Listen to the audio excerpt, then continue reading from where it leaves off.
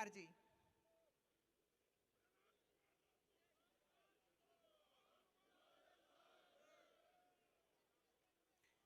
इसके बाद अगर मध्य प्रदेश से झूमा दीदी सोलंकी है जो विधायक है तो तैयार रहे जी। आप राजकुमार जी। सबको जय जवाहर। थकान तो महसूस नहीं हो रही है? संचालक महोदय ने कहा है बहुत शॉर्ट एंड स्वीट में बोले। मैं कोशिश करूंगा कि मेरी भावना, मेरी बात बहुत कम शब्दों में, बहुत कम समय में रखूं। 31वां आदिवासी सांस्कृतिक एकता महासम्मेलन में विभिन्न राज्यों से और अन्य देशों से पधारे हुए हमारे अतिथि, हम सब यहां पर एकत्रित होके हमारे आदिवासी समाज को किस दिशा में ले जाना है, हमारे आदिवासी समाज के संवैधानिक हक अधिकार और हमारे आदिवासी समाज की संस्कृति का संरक्षण संवर्धन को लेकर चर्चा कर रहे हैं। आज मेरा वक्तव्य शुरू करने से पहले मैं इस मंच से मेरी 84 की जनता को नमन करना चाहूंगा, धन्यवाद देना चाहूंगा कि 84 की जनता ने मुझे दूसरी बार विधायक बनाया और मेरे से पूर्व हमारे झारखंड से आए हुए मैडम ने बताया था सिलेक्शन का, भले इलेक्शन हुआ हो लेकिन 84 की जनता ने मुझे सिलेक्शन किया था और मेरी टिकट, मेरा सिलेक्शन 84 विधानसभा की जाजम पे हुआ था, 84 के कार्यकर्ताओं ने किया था और वही हमारा हाईकमान है। मेरी 84 की जनता ही हाईकमान है, मेरी 84 की जनता ही टिकट भी देती है और वोट भी देती है और इसी बदौलत 1,11,000 वोट मुझे मिले और राजस्थान के अंदर मैं दूसरी बार विधायक बना और हाईएस्ट वोटों से परसेंटेज के मामले में 1 नंबर और बाकी संख्या के मामले में दूसरे नंबर पे मेरा नंबर रहा। इसके लिए मैं 84 की जनता को धन्यवाद देना चाहता हूं। आज देश में हो क्या रहा है, आज देश की जो स्थिति है और देश में विशेषकर बात करें आदिवासी समुदाय की, हम एकत्रित होते हैं, हम बातें करते हैं बारी बारी से, लेकिन ये बातें धरातल पे इंप्लीमेंट कैसे हो पाती है, हम कितना करते हैं वहां तक नहीं जाते हैं। लेकिन मैं मेरे विधानसभा और मेरी विचारधारा, जिस विचारधारा से आता हूं, जिस संगठन से आता हूं, उनको मैं धन्यवाद देना चाहता हूं कि देश के किसी भी कोने में आदिवासी समाज पे कभी भी आपत्ति आई तो डूंगरपुर जिले के अंदर पहली रैली, पहला ज्ञापन होता है। भले मणिपुर के अंदर,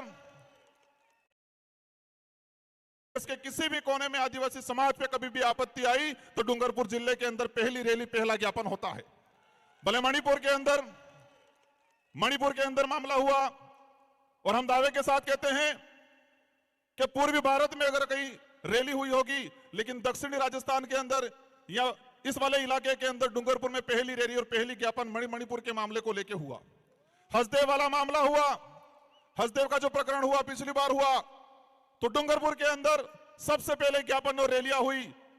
किसी भी प्रकार के कोई भी केवड़िया का मामला हुआ, केवड़िया का जैसा मामला हुआ, हमारे संगठन के लोगों ने डूंगरपुर जिले, उदयपुर संभाग के अंदर और विशेषकर हम हर बार पूरे बिल प्रदेश के एरिया के अंदर सभी जो उपखंड कार्यालय हैं वहां पर ज्ञापन देने का काम करते हैं। वो इसलिए होता है हर बार क्योंकि आदिवासी समाज की, हमारे आदिवासी परिवार की एक विजन बुक है और इस विजन बुक के तहत आदिवासी परिवार की सिलेक्शन प्रणाली और सिलेक्शन प्रणाली से हमारा विधायक और हमारा प्रधान चुना जाता है।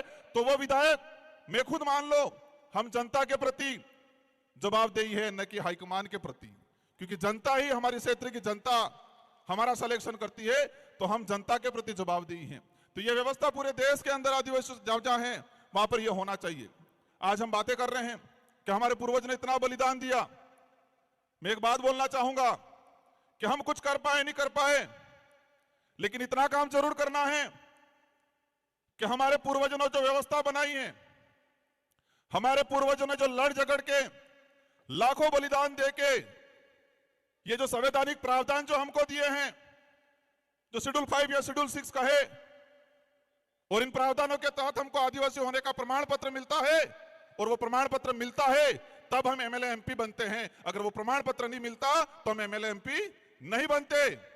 तो मैं एक बात कहना चाहूंगा, नया कुछ कर पाओ नहीं कर पाओ, लेकिन हमारे पूर्वजों ने जो हमारे लिए करके गए हैं, जो लाखों बलिदान दिया है, देश के इतिहास के अंदर देखा जाए तो आदिवासी समाज ने सबसे ज्यादा बलिदान दिया है। भले उस समय राजा रजवाड़े हो, मुगल हो, अंग्रेज हो, लाखों बलिदान देने के बाद इस संविधान के अंदर हमारे संवैधानिक प्रावधान मिले हैं, जो कल्चर बचा हुआ है, जो हमारी पहचान बची हुई है, वो भी हमारे पुरखों की बदौलत बची हुई है। तो हम नया कुछ नहीं कर पाएंगे ऐसा लगता है, लेकिन जो हमारे पुरखों जो हमको विरासत में दे के गए हैं, कम से कम उसका संरक्षण करने का काम जरूर करना। मुझे लगता है देश के अंदर जो हालात हैं, हमारे समाज के जो जनप्रतिनिधि हैं, हमारे समाज के जो सर्टिफिकेट लगा के कर्मचारी बने हैं, उनको समाज की बात आती है तब समय नहीं मिलता है, लेकिन उनकी लुगाई के लिए घाघरा लेने जाना होता है, पूरे बाजार में 4-5 दुकानें घूम जाएंगे वो। लेकिन उस कर्मचारी, उस नेता को समझना पड़ेगा कि जिस सर्टिफिकेट लगा के मैं विधायक बना हूं, प्रधान बना हूं, सरपंच बना हूं, समझना पड़ेगा कि जिस सर्टिफिकेट लगा के मैं विधायक बना हूं, प्रधान बना हूं, सरपंच बना हूं, जिस सर्टिफिकेट को लगा के मैं अधिकारी कर्मचारी बना हूं, वो सर्टिफिकेट लाखों आदिवासियों के बलिदान के बावजूद हमको वो सर्टिफिकेट मिला है, ये बात समझनी पड़ेगी। आज आंदोलन हो रहे देश के अंदर, जहां पर जहां आपत्ति आई, आज हसदेव को लेके हो रहा है। हम हसदेव के आसपास से लोग आके मंच पे हम समाज की बात कर लेते हैं, लेकिन उसके लिए लड़ कितना रहा है पूरे देश के अंदर। जो आने वाली पीढ़ी है, वर्तमान जो युवा है, हमारे जो बुजुर्ग हैं, उनके अंदर भावना डालनी पड़ेगी कि देश के किसी भी कोने में कहीं पर भी आदिवासियों पे आपत्ति आई तो हम सबको पूरे देश में एक साथ, एक ही दिन, एक ही समय हमें ज्ञापन देना पड़ेगा, रैलियां निकालनी पड़ेगी। तब लगेगा कि देश के अंदर आदिवासी समाज एकजुटता हुआ है, एकता के सूत्र में बांधा गया है, ये तब लगेगा। आज देखता हूं मैं आंदोलन की बात, आज यूसीसी समान नागरिक संहिता, मैं उसकी बात इसलिए कह रहा हूं कि मेरे पूर्व पेशा एक्ट की बात हुई, मेरे पूर्व 13(3) की बात हुई, लेकिन समान नागरिक संहिता अगर देश में लागू होती है तो क्या पेशा एक्ट पे असर नहीं पड़ेगा? मैं सवाल करना चाहूंगा कि यूसीसी लागू होती है तो क्या हमारे संवैधानिक प्रावधान शेड्यूल 5, शेड्यूल 6, एट्रोसिटी एक्ट, पेशा एक्ट, इस पे क्या हमारा असर नहीं पड़ेगा? लेकिन इसके लिए हम नहीं बोल रहे हैं। हमें समय नहीं गुजारना है, हमें टाइम पास नहीं करना है, हमें आने वाली पीढ़ी के लिए लड़ झगड़ के हमारे पूर्वजों ने जो बलिदान दे के जो प्रावधान किए हैं उनका संरक्षण करने का काम करना है। आज आंदोलन की बातें होती है, आंदोलन धीरे धीरे सड़कों से, धीरे धीरे कलेक्ट्रियों से खत्म होने लग गया, सोशल मीडिया पे आ गया है आंदोलन। और जो हमारे समाज की जो स्थिति बन रही है, जो लग रहा है जिस तरह से आंदोलन, कहीं पर भी कोई भी मामला हुआ, एक दिन व्हाट्सएप पे डाल देंगे, एक दिन इंस्टाग्राम पे डाल देंगे, एक दिन ट्विटर पे ट्रेड कर लेंगे, 4-5 दिन भूल जाएंगे। और ये मानसिकता है, समझना पड़ेगा, एक साइकोलॉजी गेम है। देश के अंदर जो लोग जिस तरह से आदिवासी समाज के खिलाफ कानून बना रहे हैं, उन लोगों ने पहले से हमारी मानसिकता को पढ़ लिया है कि ये लोग कुछ समय कुछ होगा, विरोध होगा, विरोध होने के बाद कुछ आवश्यकता वाली बात, सुविधा फेंक देंगे और ये लोग आवश्यकता के लिए भागेंगे। आज देख रहे हैं हम, एक दिन होता है, 2 दिन होता है, लेकिन सड़कों से आंदोलन, कलेक्ट्रेट से आंदोलन, विधानसभा से आंदोलन खत्म हो रहा है। और यही स्थिति रही 10 साल बाद, किसी भी मामलों को लेके किसी सड़क पे 5 लोग आंदोलन नहीं करेंगे, सोशल मीडिया पे लाखों आंदोलन कर लेंगे। और बड़े बड़े लीडर भी ये देखते हैं सुबह शाम कि मेरे कितने फैन फॉलोवर हैं, 2-4 लाख हो गए, 5 लाख हो गए, तो अपने आप बड़ा लीडर मान लेता है वो। किसमें मानते? समाज सेवी किसमें मानने लग गए हम कि फेसबुक, इंस्टाग्राम, ट्विटर पे हमारे फॉलोवर बढ़ गए तो हम बड़े समाज सेवी हो गए, यही मान रहे हैं आज। और इसी पे आंदोलन हो रहा है। और यही स्थिति रही तो आने वाले 10 साल बाद किसी भी कितना भी अत्याचार हो जाएगा, लेकिन सड़कों पे 100 लोग इकट्ठे नहीं होंगे। ये आदत में परिवर्तन करना पड़ेगा हम लोगों को। और आज देश के अंदर जो स्थिति बनी हुई है, हमें सबसे पहले यह तय करना है कि हमको सुविधा के लिए लड़ना है या स्वाभिमान या अधिकार के लिए लड़ना है।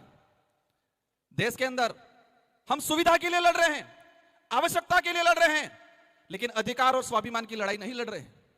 और हर मंच पे एक ही बात होती है, अगर स्वाभिमान या अधिकार की बात करेंगे तो आवश्यकता और सुविधा नहीं मिलेगी। और यही हो रहा है। ये माइंड गेम है कि देश के आदिवासियों को आवश्यकता की लड़ाई लड़वाओ, देश के आदिवासियों को उनको जो उपयोग में दैनिक दिनचर्या में आने वाली चीजें या शौचालय, बाथरूम की आवश्यकता की लड़ाई लड़ रहे हैं हम लोग। अधिकार की लड़ाई, स्वाभिमान की लड़ाई नहीं लड़ते। और कई मंचों पे देखा है मैंने, आवश्यकता की बात करो सब स्वीकार करेंगे, लेकिन अधिकार और स्वाभिमान की बात करते हैं तो वहां पर लगता है ये बात नहीं करनी चाहिए। भाइयों, अगर स्वाभिमान और अधिकार की लड़ाई नहीं लड़े तो आने वाले समय में जानवर और हमारे में कोई अंतर नहीं रहेगा। क्योंकि आवश्यकता की लड़ाई जंगल में रहने वाली सियार भी लड़ती है कि मुझे कब खाने का मिल जाए मैं खा लूं, और उसका पेट भर जाता है, वो सो जाती है, और फिर जरूरत पड़ती है, उसको आवश्यकता है, उसको पेट को आवश्यकता पड़ी, वापस शिकार पे निकल जाती है, और जब भी मिलता है खा के सो जाती है। तो हमें तय करना है कि स्वाभिमान की लड़ाई लड़नी है अधिकार की लड़ाई लड़नी है या फिर आवश्यकताओं की लड़ाई लड़नी है। और देश में मैंने कई इतनी कम उम्र में देखा मैंने कि हम आवश्यकता की लड़ाई पे ज्यादा फोकस कर रहे हैं, स्वाभिमान और अधिकार की लड़ाई पे ज्यादा फोकस नहीं कर रहे हैं। आज देश की जो स्थिति बन रही है, आज हम जनप्रतिनिधि, मैं खुद भी अपने आप को जिम्मेदार मानता हूं और मैं हमेशा कोशिश करता हूं कि मेरे समाज के लिए, मेरे क्षेत्र के लिए और आने वाले भविष्य के लिए लड़ाई लड़े। वक्त ज्यादा हो गया है, लेकिन इस पांडाल में विराजमान अन्य सभी राज्यों से आए हैं, मैं सभी से अनुरोध करना चाहूंगा कि जब तक हक और स्वाभिमान की लड़ाई लड़ने वाला आपका लीडर नहीं जाएगा, तब तक इस क्षेत्र का, इस समाज का, आने वाले भविष्य का कुछ नहीं होगा। जब तक अब आवश्यकता की लड़ाई लड़ने वाला लीडर विधानसभा, लोकसभा में भेजोगे, तब तक आने वाला भविष्य गर्त में जाता दिखेगा आप सबको। और इसके जिम्मेदार हम सब होंगे। हम दूसरे समाज को, दूसरे नेताओं को जिम्मेदार ठहराते हैं, लेकिन इसके जिम्मेदार हम सब होंगे, क्योंकि वो तो दूसरा लीडर तो किसकी बजाएगा? हाईकमान की, क्योंकि टिकट हाईकमान से मिलती है। और ये ताकत रखो और हमारे डूंगरपुर 84 वालों से सीखना पड़ेगा। मैं बड़ी बात नहीं कर रहा हूं, लेकिन पूरे राजस्थान के अंदर एक शानदार परिणाम दिया है, बहुत कम समय में, बहुत कम खर्चे में।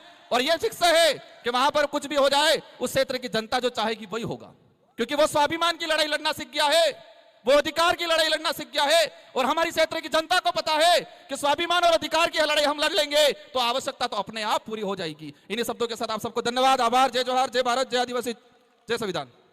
जय संविधान।